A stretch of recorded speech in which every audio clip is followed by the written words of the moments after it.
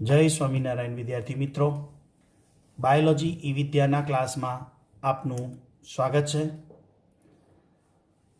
બે શબ્દોને આપણે કોષની અંદર સમજવા છે. એ શબ્દ છે કોષ શ્રમ વિભાજન. શ્રમ એટલે કાર્ય, વિભાજન એટલે વહેંચણી. બહુ જૂનો શબ્દ છે, અત્યારની ચોપડીઓમાં ક્યાંય જોવા મળતો નથી. શ્રમ વિભાજન એટલે કાર્યની વહેંચણી.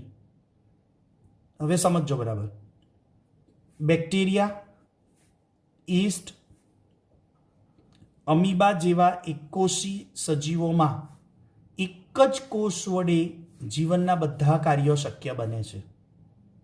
આ તો એક કોષીની વાત થઈ, પણ જે બહુકોષી સજીવો છે એ બહુકોષી સજીવો ના કોષો ભેગા મળીને શું બનાવે? પેશી. પેશીઓ ભેગી મળીને શું બનાવે? અંગ. ચોક્કસ કાર્યો કરતા અંગો ભેગા મળીને શું બનાવે? અંગતંત્ર. તો કોષો ભેગા મળી પેશી, પેશી અંગ, કોષ, કોષથી પેશી, પેશીથી અંગ, અંગથી અંગતંત્ર. તો આ જે અંગતંત્રો રચના થઈ એ અંગતંત્રો વિવિધ કાર્યો કરે. બહુકોષી પ્રાણીઓ એ વિવિધ કાર્યોની વહેંચણીને શું બોલાય? શ્રમ વિભાજન. હવે આપણે જોઈશું કોષના વિહંગાવલોકન. કોષનું વિહંગાવલોકન 2 પાના જેટલો ટોપિક છે. એને વનસ્પતિ કોષ અને પ્રાણી કોષની આકૃતિ દ્વારા સમજવાનો છે. એટલે બધા જ વિદ્યાર્થી મિત્રો વનસ્પતિ કોષ અને પ્રાણી કોષની આકૃતિ ચોપડી પ્રમાણે ડ્રો કરશે. કયા પ્રમાણે ડ્રો કરવાની? ચોપડી પ્રમાણે આકૃતિને ડ્રો કરવાની છે. બરાબર? જે નાના ધોરણમાં 9મા ધોરણમાં આપણે દોરતા હતા એ જ આકૃતિ આપેલી છે. હવે કોષના પ્રકારને આપણે ધ્યાનમાં લઈએ તો કયા આધારે કોષના પ્રકારો પાડીશું? એક તો સજીવના આધારે અને બીજું કોષ કેન્દ્રના આધારે. સજીવના આધારે એટલે શું? તો સજીવો પૃથ્વી પર કેટલા પ્રકારના? 2, વનસ્પતિ કોષ અને પ્રાણી કોષ. હવે વનસ્પતિ કોષ અને પ્રાણી કોષમાં શું ડિફરન્ટ છે એના થોડા તફાવતના મુદ્દા પણ સાથે સમજી લઈએ. વનસ્પતિ કોષમાં કોષ દિવાલ હાજર છે, જ્યારે પ્રાણી કોષમાં કોષ દિવાલ ગેરહાજર છે.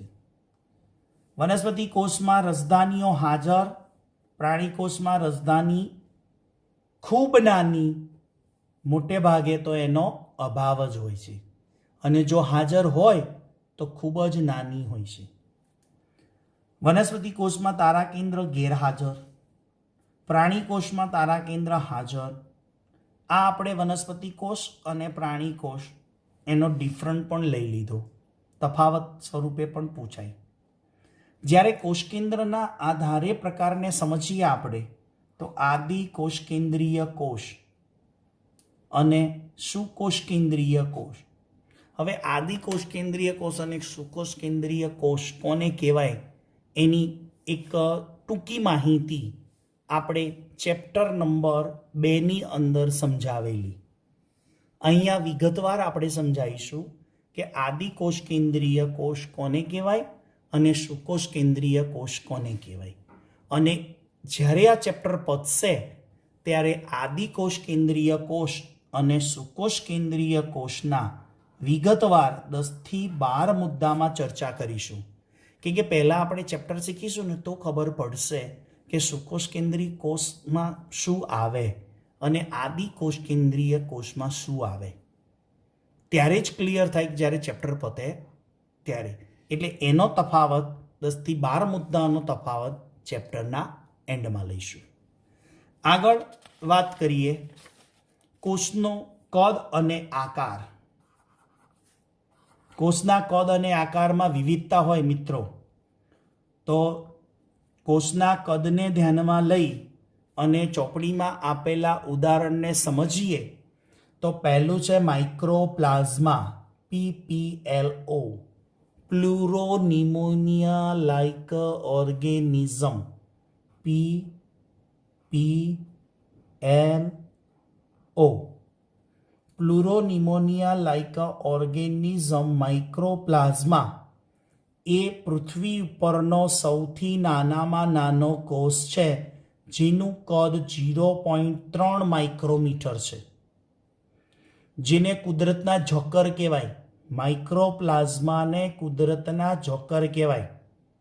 જોકર એટલા માટે કહેવાય કે જોકર જુદા જુદા રંગ ધારણ કરે ને વેશ. અહીંયા માઇક્રોપ્લાઝમા પણ એવો છે કે એની સેલ વોલ બદલતો રહે છે, કોષ દિવાલ બદલતો રહે. બેક્ટેરિયા જેને આપણે જીવાણુ કહીએ, એ જીવાણુનું કદ કેટલું છે? 3 થી 5 માઇક્રોમીટર લંબાઈનું.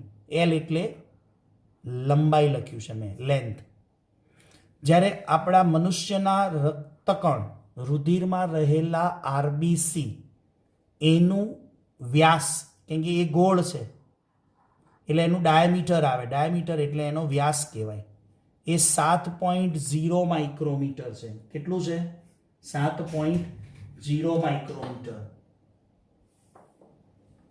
અને શામૃગનું ઈંડું, શામૃગનું ઈંડું એટલે અંડકોષ. એ આઈ થિંક ચોપડીમાં નથી મિત્રો. એ પૃથ્વી પરનો સૌથી મોટામાં મોટો કોષ કહેવાય. મોટામાં મોટો કોષ કહેવાય પણ એ અંડકોષ છે. અંડકોષને કોષ જ બોલાય. એ સૌથી મોટો કોષ છે પણ એ ઈંડા સ્વરૂપે છે, અંડકોષ છે. ફલિત ઈંડુ એટલે ફલિત અંડકોષ એટલે ઈંડું થાય. એની સાઇઝ મને ખ્યાલ છે ત્યાં સુધી 170 ગુણ્યા 135 mm સુધી રેફરન્સમાં દર્શાવે છે. mm એટલી જાડાઈનું શામૃગનું ઈંડું તો જોયું જશે ને તમે, કેટલા મોટા કદનું છે, જોયું છે ને? યસ, એ કોષ કહેવાય, અંડકોષ. ફલિત અંડકોષ એટલે પક્ષીનું ઈંડું. ચેતાકોષ, ચેતાકોષ એ સૌથી લાંબો કોષ છે. લંબાઈને અનુસરીને બોલીએ ને તો લાંબો કોષ ચેતાકોષ કહેવાય. આ થયું કોષોનું કદ. હવે કોષોના આકારમાં પણ વિવિધતા છે મિત્રો. કઈ કઈ વિવિધતા એના ઉદાહરણ સાથે લઈએ. બિંબાકાર તો રક્તકણનો કોષ. બહુકોણીય આકાર ધરાવતા લાદીસમ અને દ્રઢોતક. સ્તંભાકાર તો અધિચ્છદ. અહીંયા થોડું ધ્યાન રાખજો. ઘનાકાર તો અધિચ્છદીય કોષ. તંતુમય તો એમાં કોણ છે? દ્રઢોતક તંતુ અને સ્નાયુમય તંતુ. એટલે અહીંયા આમ લખી દેજો, ક્રોસ થઈ ગયું છે. ઘનાકાર અધિચ્છદ, તંતુમયમાં દ્રઢોતક અને સ્નાયુ તંતુ. અનિયમિત આકારના તો અમીબા અને શ્વેતકણો છે. તો આ એક અગત્યની ટોપિક થયો, કારણ કે નીટની અંદર કોષના કદ અને કોષના આકાર એ પૂછાઈ ગયા છે આમાંથી પ્રશ્નો. એટલા માટે આપણે અલગથી ટોપિક એનો સમજ્યા. હવે કોષના વિહંગાવલોકનની અંદર અમુક માહિતી અગત્યની છે જે નેક્સ્ટ વિડીયો લેક્ચરની અંદર એ વિહંગાવલોકનને આપણે ડીપમાં સમજવાનો, ઊંડાણપૂર્વક સમજવાનો પ્રયત્ન કરીશું. ત્યાં સુધી સૌને જય સ્વામિનારાયણ.